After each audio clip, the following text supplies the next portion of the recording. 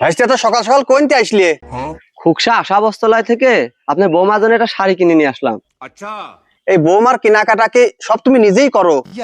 হ্যাঁ চাচা, আমার এই কেনাকাটা আপনার বৌমা খুব পছন্দ করে, কিন্তু আমার ওই মিয়া লোকের কেনাকাটা করতে ভালো লাগে না। কি করবো কোন তো চাচা?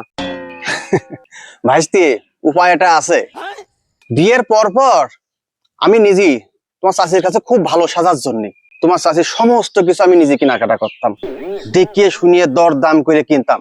বাড়ি আসলে তোমার চাষি খুব প্রশংসা করতো, কিন্তু পরে দেখলাম যে সব কিছুই তোমার চাষি আমার দিয়ে কিনাচ্ছে। আমার একটা পেরা হয়ে গেল। এই বুদ্ধি করে একদিন রাত্রিবেলা একটা পোষা মাছ কিনে নিয়ে আসলাম। তোমার চাষি ওইটা দেখে আমার উপর এমন রাগ করা করলো, তারপরে আর কোনোদিন কোনো কিছু আমার দিয়ে কিনাই নাই। এই যে সামনে ঈদের শপিং সব তোমার চাষি নিজে করতেছে, আমি এই যে বট গাছের নিচে বসে বাতাস খাচ্ছি।